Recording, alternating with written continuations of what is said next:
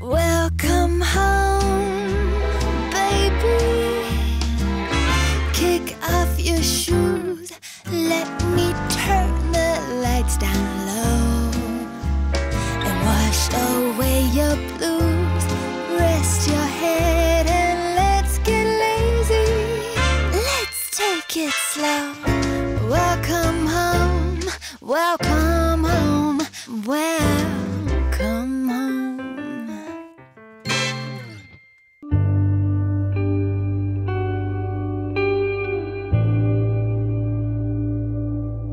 Art has long been considered the luxury of luxuries.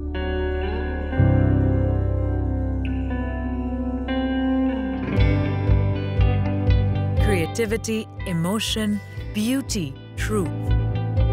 All of life's highest ideals come together in works of artistic expression. But it's also big business. From galleries to artists, from auction houses to collectors, we bring you the best of the Indian art world.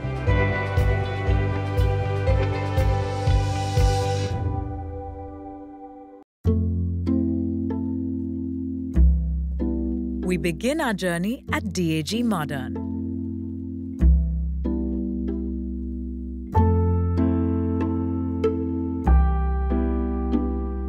DAG Modern is India's largest repository of modern masters, representing the gamut of Indian art practice in the 20th century.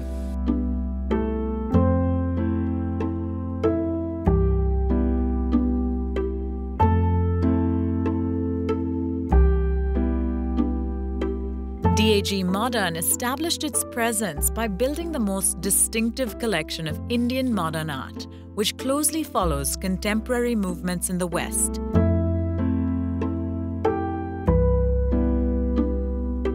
Placing it in the same context as Pablo Picasso, Matisse, the German Expressionists, and the Paris or New York school.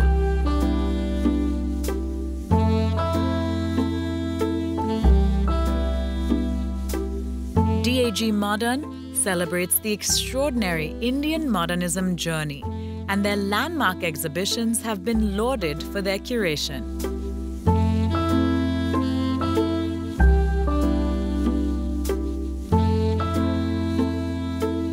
To tell us more is Kishore Singh, President DAG Modern, whose curatorial vision informs all the galleries, publications, and exhibitions. Tell me a little bit about what it means to be a curator, as well as what your vision is for DAG as a curator. DAG Modern has the largest inventory of Indian modern art anywhere in the world. It is such a rich reservoir that when you're doing shows, all you have to do is really look into your own inventory and pick up works, etc. And these span over 400 artists. We have entire studios of artists. We have entire collections that we've acquired, etc. So that's given us the occasion to actually pull off very historic thematic shows. Let's talk about a few artists in particular. Souza, Hussain, and Raza are especially celebrated figures from that period. Could you tell us about what makes each artist's work so distinct and so influential? I think what happened with Souza, Hussain, Raza, etc. was that in Bombay, they got a lot of coverage in the Times of India. For instance, the critics at the Times of India, Rudy von Leyden, Walter Langhammer, also mentored them. So in a sense, this whole aspect of art criticism, mentoring went hand in hand, and they became almost a representative of how art was shaping up post-independence. Can you talk me through 2 or 3 of your favorite works that are part of the DAG Modern collection? Take the painting Padmini Mohini Shankani by M.F. Hussain. When you look at it, he's created this trio of women, and he often painted three women, juxtapose them. It could be the same woman in movement, for example, and that's something that he echoed through his horses. In this case, of course, it was three women who particularized or epitomized certain qualities in women. Or look at Nandlal Bose. Now, Nandlal Bose, once he came into Shantiniketan and moved away strictly from the Bengal school of art making to a more expressionistic manner of art making, what he started doing was drawing postcards by the day, several of them that he sent off to friends, family, etc. And they were like a diary or a journal where he was observing life around him. Or you look at Ara's pots. Now, Ara, as we know, went on to create only still lifes or only nudes all through his career. But a work like this, probably the largest that he's made in his career, consisting only of pots and vases, becomes distinctive because it's so different.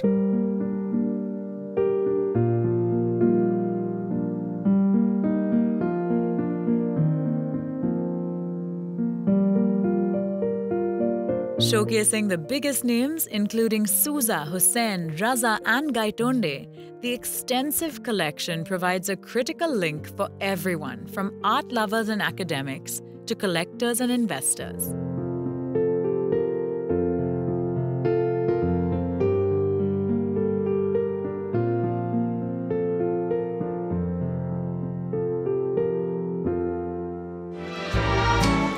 Up next, we visit the artist behind the Kochi Biennale, as well as one of the world's most celebrated auction houses.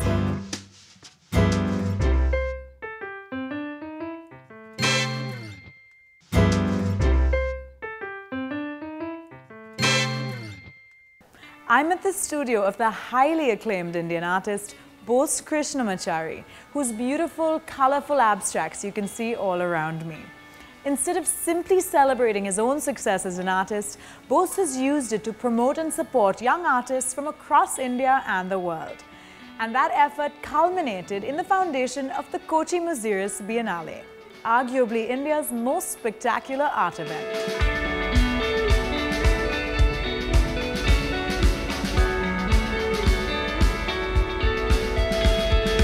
Born in Kerala, Bose Krishnamachari studied at the JJ School of Art, Mumbai.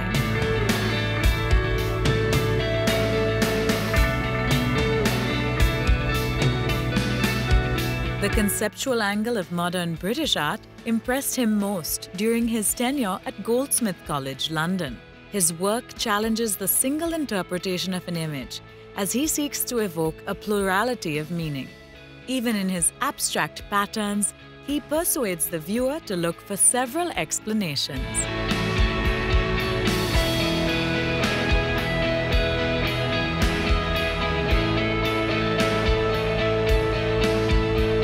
I'm now joined by Bose Krishnamachari himself. Tell me a little bit about your work as the director of the Kochi Muziris Biennale Foundation. Everybody feels Kerala's Biennale or India's Biennale, Kochi Biennale, become a kind of pride for them. You know, it's the largest contemporary art event in South Asia, and it's the second longest running biennales in the world. But tell me a little bit about the paintings that I see right here and about your work specifically. I think extremities, understanding extremities gives you all the meanings in your life, I think. That I was born in a small village and moving into a metropolitan space, you know, and there is a silent life in villages, and it's kind of Mumbai. When I think about it, there is kind of real incredible energy with the chaos. So the other extreme is here, you know, the maximum color, maximum texture, maximum accidents, you know, forms, lines, etc., the basics of paintings. And I've done a lot of different kinds of style. So there's like installations to video works to photography. It depends where you are showing, you know. I think it is important a design element coming into it, you know, like also I have done architecture, so it's all passion, you know. So I think everything could be art, how you see it, it depends on how you see it, you know. Thank you. Bose Krishnamachari's own work comprises of vivid abstract paintings, figurative drawings and sculpture, as well as photography and multimedia installations. His mastery of color, his techniques, and his usage of various media inspire and delight.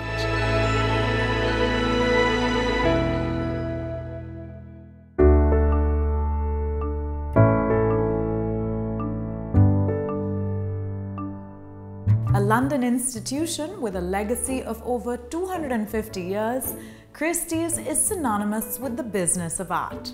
I'm at their Mumbai headquarters to provide a window into their operations in India.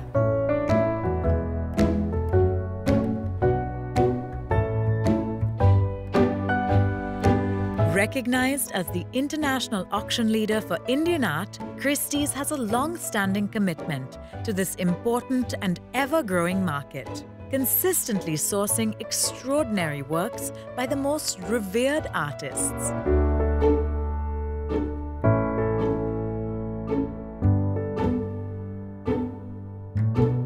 An auction is the perfect way to let the market evaluate the worth of an artwork. And when it comes to art auction houses, Christie's is arguably among the world's biggest players.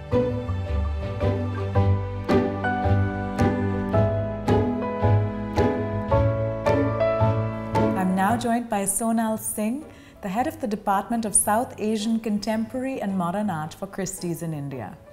Sonal, thanks so much for joining us on the show. Thank you. Tell me a little bit more about what your work entails, as well as about Christie's operations in India. Christie's has been in India for about 22 years now. We've been having auctions on a yearly basis since 2013. So we have our fourth coming up in December. You know, we go through maybe 400 or 500 works for each auction, and we try and bring it down to about 80 odd lots.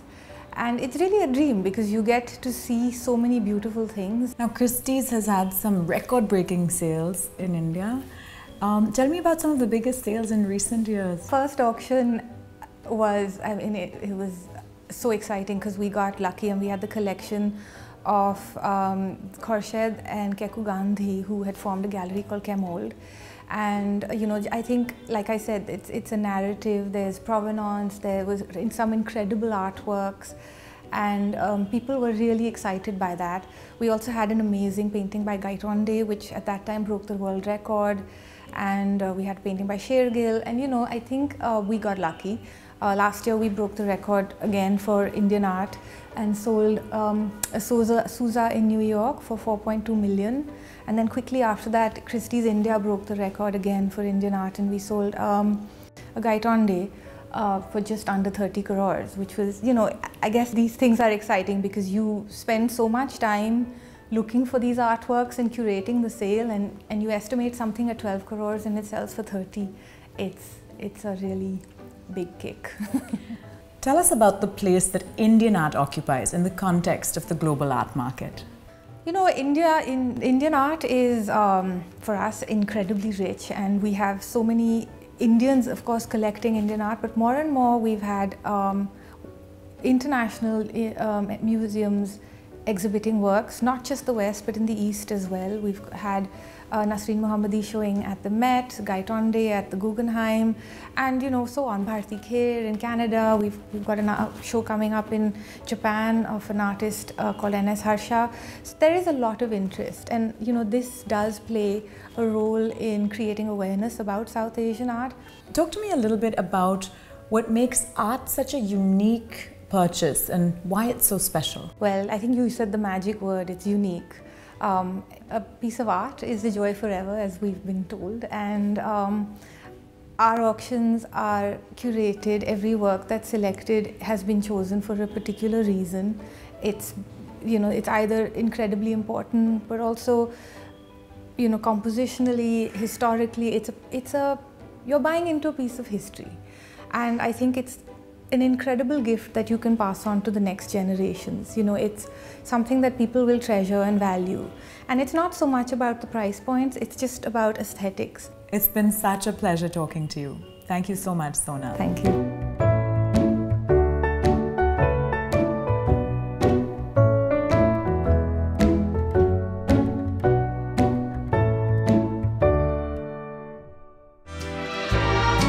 On the other side, we bring you some of the most exquisite Ravi Varmas from a royal family of collectors.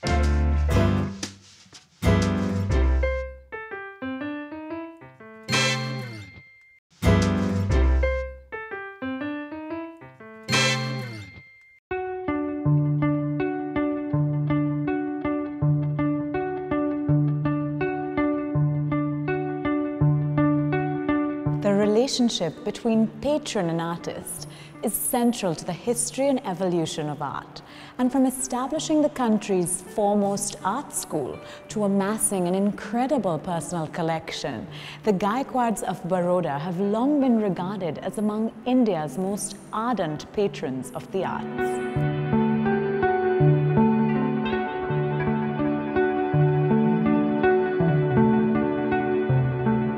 Lakshmi Vilas Palace is famously home to some of the most exquisite Ravi Varmas in the world.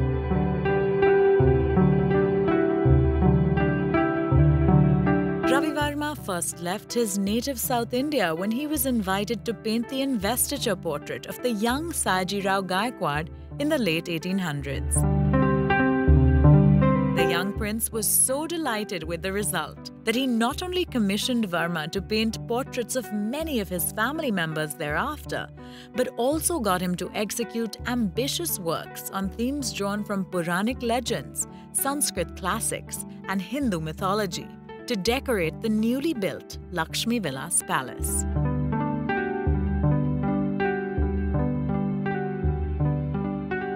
The Maharaja Fateh Singh Museum is a hidden jewel located in a corner of the palace's sprawling lawns. And I've come here to savor the Ravi Varmas myself, as well as to meet with Maharani Radhika Raje, whose creative vision shapes the museum's operations.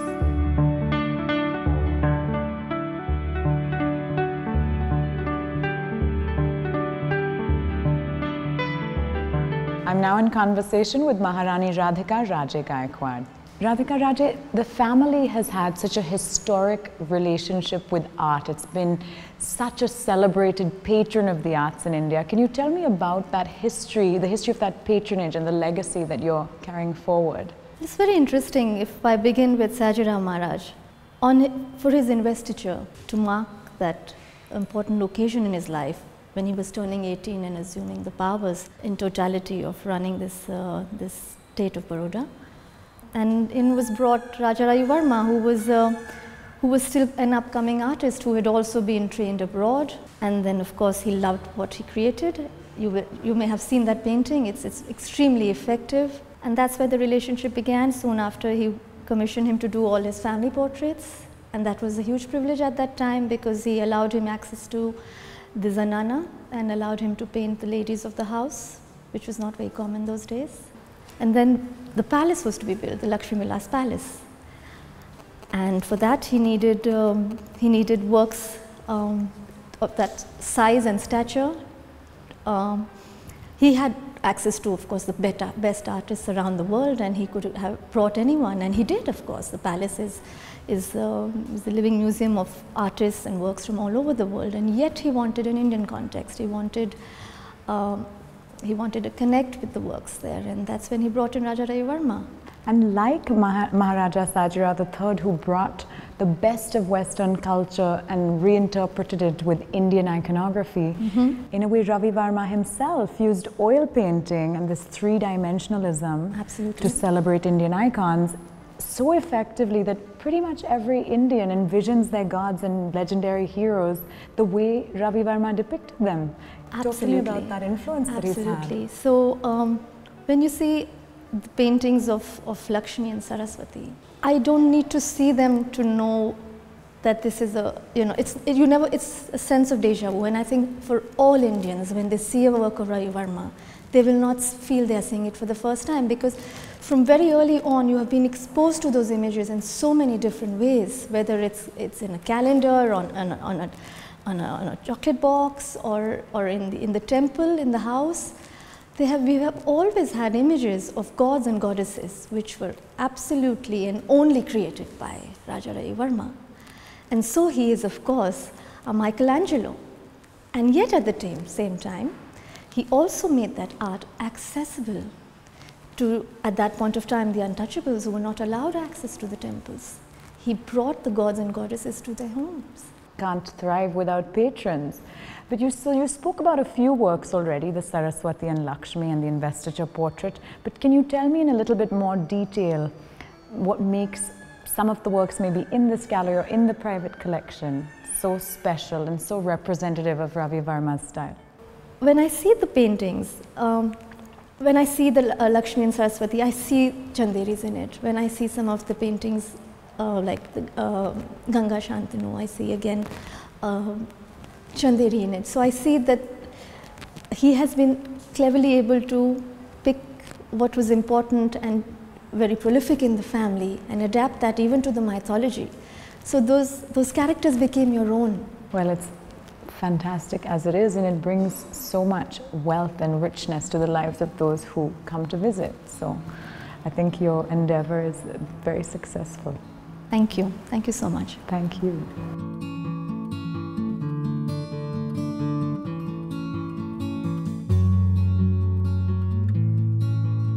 Till Ravi Varma began his practice, Indian painting had been stylized and metaphoric rather than naturalistic, with a flat two-dimensional treatment of space and figures.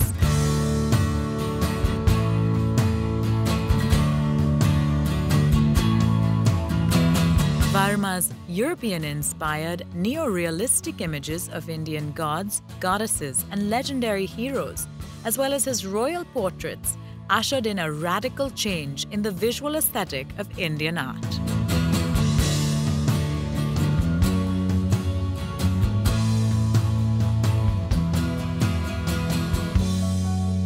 If you want to discover Ravi Varma's paintings in all their splendor, there's nowhere better to do it than at the Maharaja Fateh Singh Museum. And the fact that the museum is located within the palace compound provides a wonderful sense of the royal patronage and history that was so inseparable to the context of his work.